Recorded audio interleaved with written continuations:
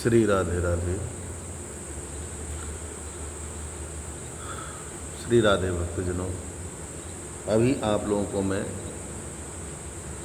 एक ऐसी माता की कहानी सुनाने जा रहा हूँ जिन्होंने अपने पुत्रों को अपनी बुद्धि से, अपने ज्ञान से, अपने स्वभाव से ऐसी लोरियाँ सुनाई, ऐसा पालन पोषण किया कि पुत्र ब्रह्मज्ञानी हो गए। इसलिए माँ के आचरण संतान के ऊपर बहुत प्रभावशाली होते हैं। माँ चाहे तो अपने बच्चे को वज्र बना सकती है, माँ चाहे तो अपने पुत्र को, अपनी संतान को भगवान बना सकती है, और माँ चाहे तो अपने पुत्र को क्या से क्या बना सकती है। ये उसकी क्षमता पर निर्भर करता है, उसके आचरण पर निर्भर करता है। इसलिए शायद जगत में सर्वप्रथम गुरु माँ ही कही हुई है। माता जो है सबसे पहली गुरु मानी जाती है। माँ मदालसा की कहानी याद आती है मुझे। मदालसा विश्वावसु गंधर्वराज की पुत्री थी और महाराज विश्वावसु की पुत्री गंधर्वराज की पुत्री थी।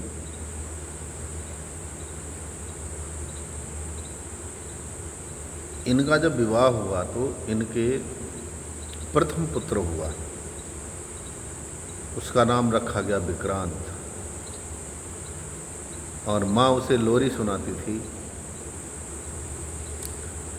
प्यार से गोद में सुला करके झूला झुलाती, पर मुँह से ऐसे शब्द ब्रह्म ज्ञान के निकलते थे कि हे पुत्र शुद्धोसी, हे पुत्र बुद्धोसी, हे पुत्र निरंजनोसी, कि बेटे तुम शुद्ध हो, तुम बुद्ध हो, तुम निरंजन हो।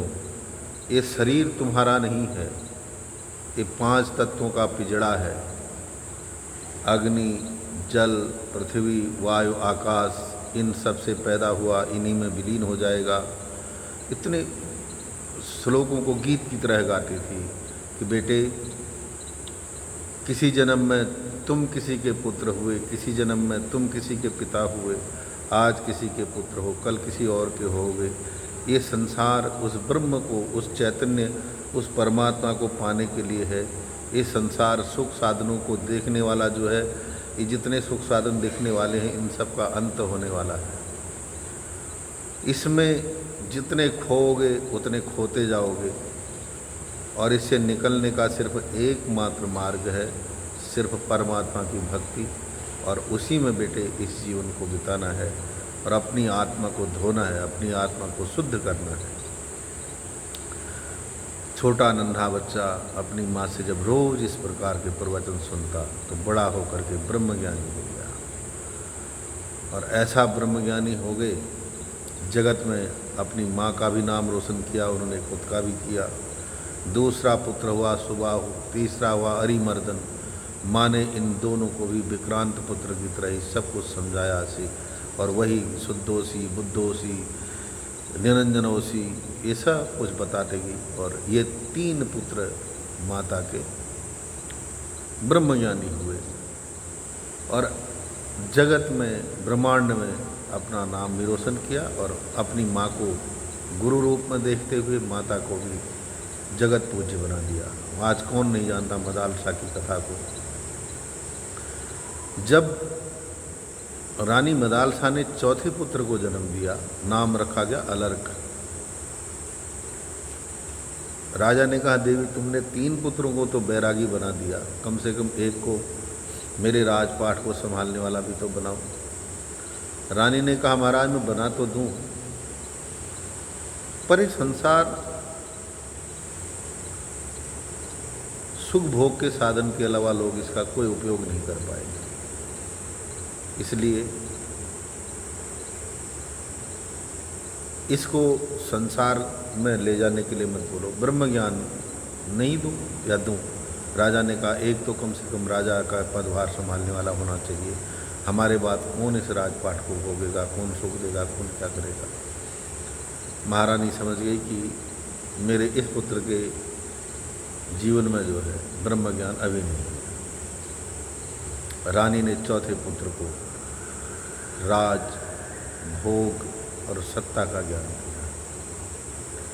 चौथा पुत्र अलर्क जो था, इसने नीतिपूर्वक न्यायपूर्वक राज्य किया। एक दिन अपने पति की मृत्यु के बारे में सुनकर के माँ मदालसा वहीं पर अपने पति के साथ सती हो। परंतु कथा का मतलब यह है, कहानी का मुख्य कारण यह है कि आजकल की जो माताएं हैं अपने बच्चों को चुप कराने के लिए फ़ोन पे लगा देती हैं, गेम पे लगा देती हैं, कुछ और कामों पे लगा देती हैं, तो बच्चे बड़े होकर के उन्हीं चीज़ों के आदी बन जाते हैं और भविष्य में वो दिशाहीन हो जाते हैं और गलत कार्य करने लगते हैं। तो जब एक रानी मदालसा अपने 3 पुत्रों को बैरागी और एक पुत्र को महान राजा बना सकती है, तो क्या आजकल की माताओं का कर्तव्य नहीं बनता थोड़े अपनी संतान के ऊपर ध्यान दें, थोड़ा उनकी तरफ भी देखें, उन्हें नीति न्यायपूर्वक सिखाए कि कैसे क्या कर रहे हैं करके